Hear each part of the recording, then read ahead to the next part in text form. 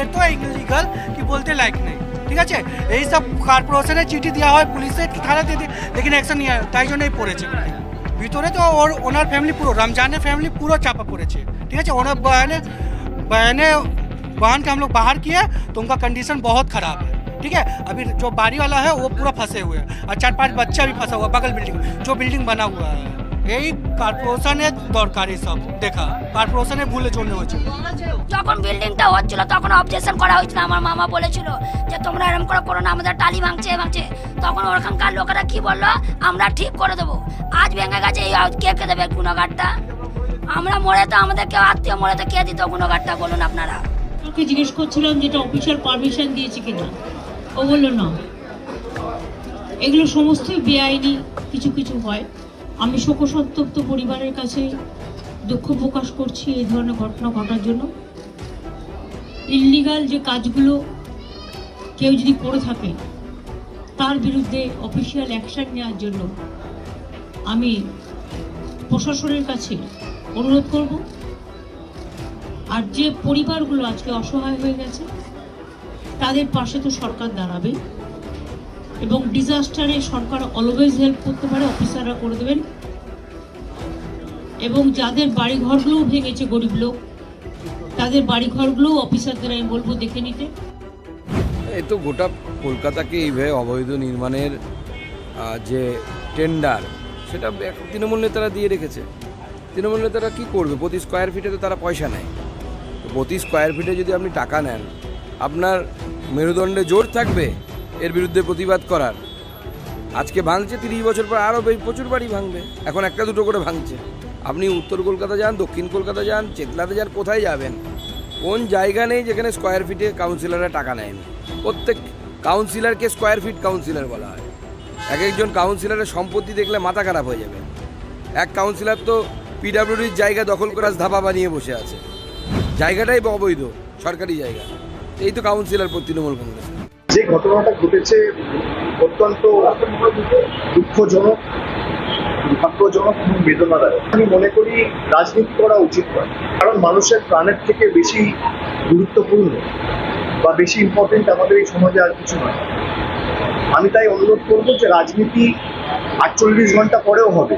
আজকের ঘটনার যাতে পুনরাবৃত্তি না হয়, সর্বস্তরের জনপ্রতিনিধি, পুরসভা, প্রশাসন এবং তার সাথে কোর্ট, এই তিনটে ইনস্টিটিউশনেরই সমন্বয় থাকা অত্যন্ত গুরুত্বপূর্ণ এবং টাইট এবং স্টার্ন অ্যাপ্রোচ নিয়ে আগামী দিন কাজ করা উচিত। বেআইনি নির্মাণ হয়েছে মানলেন খোদ মুখ্যমন্ত্রী। যারা বেআইনি নির্মাণে যুক্ত তাদের বিরুদ্ধে কঠোর পদক্ষেপের নির্দেশ। দুর্গতদের পাশে থাকার আশ্বাস মুখ্যমন্ত্রীর।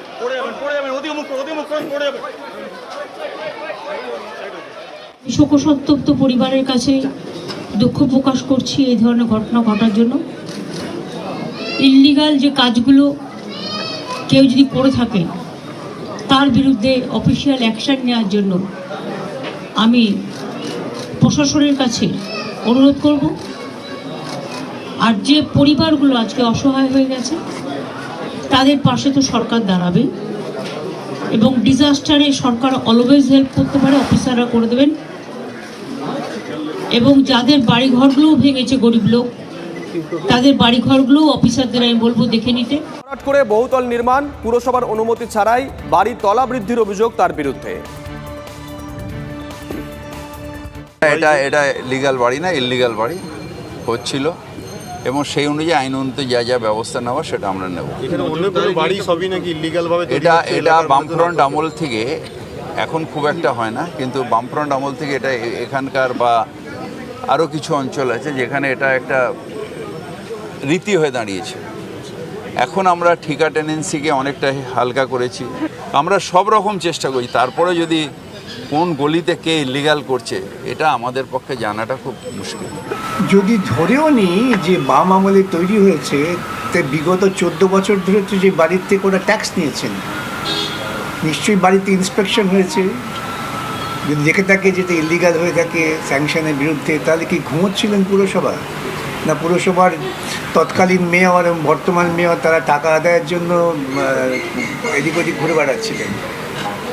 14 বছর সময়টা একটা না পুরো প্রশাসনের ক্ষেত্রে খুব সামান্য ব্যাপার না। সাফল্য যা হচ্ছে তা বাম আমলের ভিত্তির ওপর সাফল্য, আর ওদের ব্যর্থতা প্রমাণ পেলেই দায়ী বাম আমল।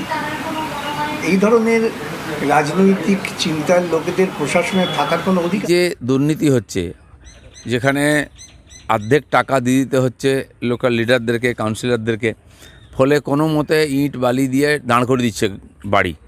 যে কিনছে তার পুরো জীবনটাও কাটাতে পারবে না, মাঝখানে ভেঙে পড়বে। তো এই যে পরিস্থিতি তৈরি হয়েছে, এর ব্যাপক দুর্নীতি তার কারণ। সেজন্য সরকারকে সতর্ক হতে হবে, এগুলো ইনকোয়ারি হওয়ার দরকার আছে। এবং নতুন নতুন যত ফ্ল্যাট বিল্ডিং তৈরি হচ্ছে বেশিরভাগের অবস্থা এরকমই আছে। আমার মনে হয় ক্রেতা যারা, তাদের সাবধান হওয়া উচিত, টেস্ট করে নেওয়া উচিত। সারা বাংলায় এরকম অবৈধ নির্মাণ কুচবিহার থেকে কাঁথি চলছে।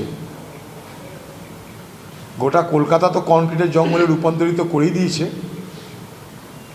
আমি খুব দায়িত্ব নিয়ে বলতে পারি যে ওয়াকফের কোটি কোটি টাকা লুট হয়েছে কলকাতায়, ওয়াকফ সম্পত্তি। তদন্ত হোক, দেখতে পাবেন এগুলো সব। নিয়ম কানুন কিছু মানা হয় না, শুধু পয়সা দিলে সব কাজ হয়। পয়সা ফেঁকো, তামাশা দেখো, এটা হচ্ছে কলকাতা পুরসভা।